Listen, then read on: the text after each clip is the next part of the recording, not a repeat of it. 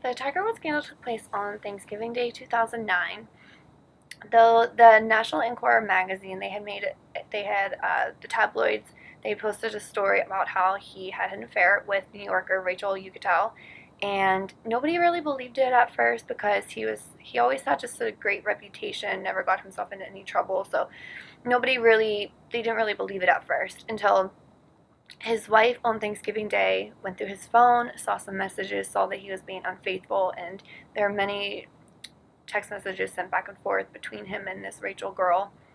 And so she went ballistic, and he left the house immediately. He got into his car, and it wasn't long. He barely made it out of the driveway, and he crashed his car into a tree.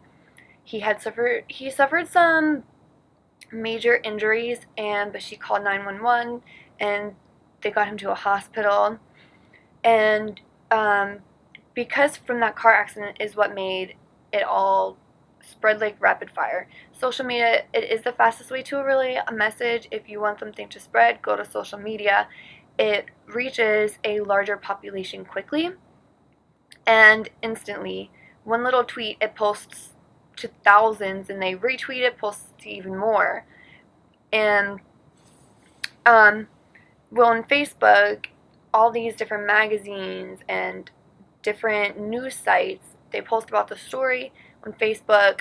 Everybody's commenting their expressions and their opinions, and some of his fans, they created Facebook pages to support Tiger, saying that no, he didn't sleep with these women, that everything was a lie. And this scandal, it was one of the most high-profile sex scandals of all time.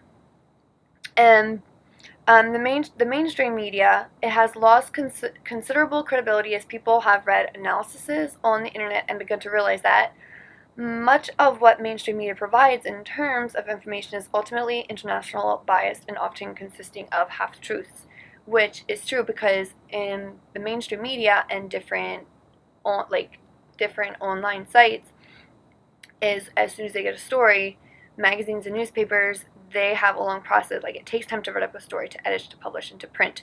And it's a long process, but they do take the time, like, to write detail, provide a full story with description, details, and pictures. Except because they're gathering so much so quick from social media, sometimes it could be half true, or them just making something up because they want to sell the story and keep in business. But as soon as the rumors in the news started surfacing, everybody went on full speed. Like, people were tweeting, not even thinking what they were tweeting, and some were hurtful. And when you're talking about a story like this, they kind of lash out on everybody, and it really hurt his career. He lost endorsement deals, and he lost a lot of money, and as soon as one girl was accused, all these other ladies, all his other mistresses, they started coming out saying, yeah, we had sex, we got together here or there. And another lady, Jamie Grubbs, she had a phone call from Tiger Woods saying, hey, delete my phone number. And it was just, he got himself into a lot of trouble. But between like social and traditional, is the social, yeah, it will spread a lot faster. Traditional, I feel like you get more of a story, where social, it's more paraphrased and it's more summarized. You don't get the full effect of it. Where you talk about it on TV or news channel, you're able to say a lot more in a shorter amount of time rather than having to post 10 tweets at a time because you're limited to a number of characters.